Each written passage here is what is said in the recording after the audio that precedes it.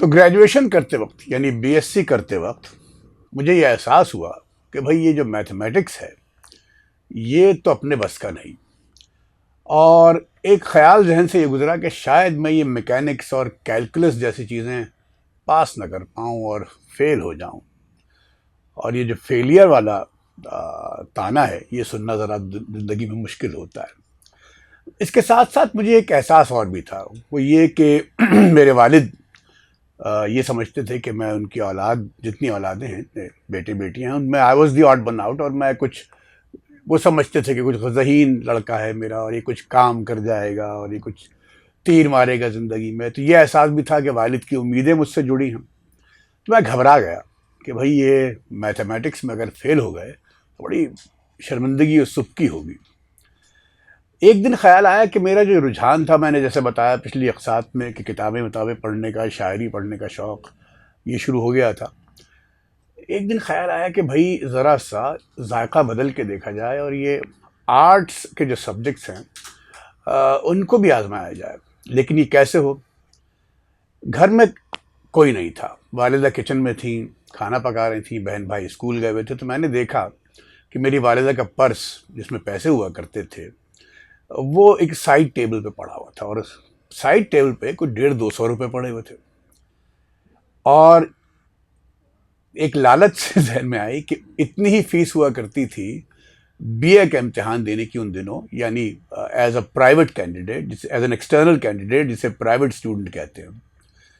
میں نے والدہ کو بغیر بتائے سائڈ ٹیبل سے وہ 150-200 روپے اٹھا لیے اور اپنے آپ کو بی اے میں ایز اے پرائیویٹ اسٹوڈنٹ یعنی as an external candidate register کر لیا، اور انٹرنیشنل ریلیشنز، پولیٹیکل سائنس اور سوسیالوجی کے ساتھ۔ ظاہر ہے اس سے پہلے کہ میں آگے بڑھوں، والدہ کو جب پیسے نہیں ملے تھوڑی دیر بعد تو وہ سمجھ گئی کہ بھئی ایک ہی بچہ گھر میں تھا، اسی نے یہ پیسے لیے ہوں گے۔ تو کچھ دیر تک تو میں جھوٹ بولتا رہا، لیکن پھر جب میں نے سچ بتایا کہ پیسے کس لیے لیے تو پٹائی بھی ہوئی، لیکن میں نے اپنے آپ کو بی اے میں رجسٹر کرا لیا اور امتحان دیا ایز این ایکسٹرنل کینڈیڈیٹ۔ یہ بھی بتاتا چلوں کہ بہت نقل ہو رہی تھی اس سینٹر میں جہاں امتحان تھا، اور میں نے اپنی زندگی میں اتنی نقل ہوتے نہیں دیکھی تھی، اور خیر پاس ہو گیا میں بی اے میں، بی ایس سی رہ گئی کہیں پیچھے، اور وہی اسی طرح ایک 58% جیسے میرے انٹرمیڈیٹ میں تھے بی اے میں بھی آ گئے۔ اب کیا ہو؟ اب اگلا قدم یہ تھا کہ میں نے کسی سے سن رکھا تھا کہ اگر آپ کو ٹیلی ویژن میں پروڈیوسر لگنا ہے، اس زمانے میں پی ٹی وی ایک بڑی چیز تھی، ایک انٹرٹینمنٹ کا ادارہ تھا، تو میس کمیونیکیشن میں ڈگری چاہیے۔ تو میں نے کراچی یونیورسٹی میں داخلے کے لیے اپلائی کر دیا، اور اس وقت کچھ لوگ کہتے ہیں اب بھی یہی حال ہے، لیکن اب بھی یہی اصول ہے۔ اس وقت یہ تھا کہ آپ پرائیورٹی تھی، یعنی 3 پرائیورٹیز تھیں آپ کے پاس کہ آپ کو 3 مضامین کے نام لکھیے جن میں آپ کو داخلہ چاہیے، اور آپ کے نمبروں کے حساب سے وہ آپ کو داخلہ مل جائے گا۔ میں نے پہلی پرائیورٹی میس کمیونیکیشن رکھی، دوسری انٹرنیشنل ریلیشن، اور تیسری ایسے ہی نہ جانے کیوں انگلش لٹریچر۔ یقین کیجئے کوئی اس کے کوئی سر پیر نہیں تھا اس بات کا، نہ کوئی میرا پس منظر تھا انگریزی ادب کا۔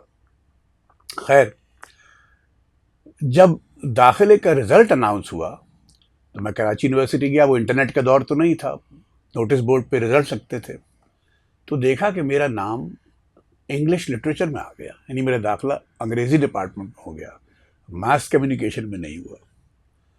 اب ذرا سی پریشانی تو ہوئی، لیکن کسی نے کہا کہ بھئی داخلہ تو ہو گیا، اب داخلہ ہو جائے اس کے بعد تم اپنا مضمون مطلب منتقل ہو جانا کسی اور ڈپارٹمنٹ میں، انٹرنیشنل ریلیشن یا ماس کمیونیکیشن میں۔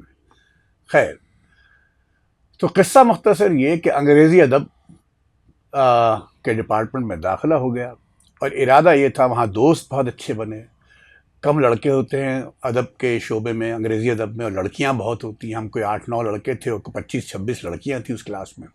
کچھ لوگ آنرس سے تھے، میں پریویس سے آیا تھا، ایم اے پریویس سے یعنی بی اے کر کے۔ 2-3 لڑکوں کی سیاسی وابستگیاں تھیں، کسی کی جماعت اسلامی سے، کسی کی پیپلز پارٹی سے، ایک آدھ ایم کیو ایم کا بھی تھا ان دنوں، حالانکہ کریک ڈاؤن شروع ہو گیا تھا، تو اور کچھ نیوٹرل بھی تھے۔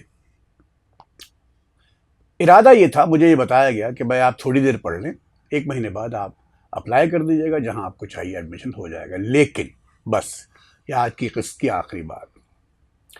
ایم اے پریویس میں کہ پہلے سیمسٹر میں کراچی یونیورسٹی میں شیکسپیئر کا کھیل ہیملٹ پڑھایا جاتا ہے.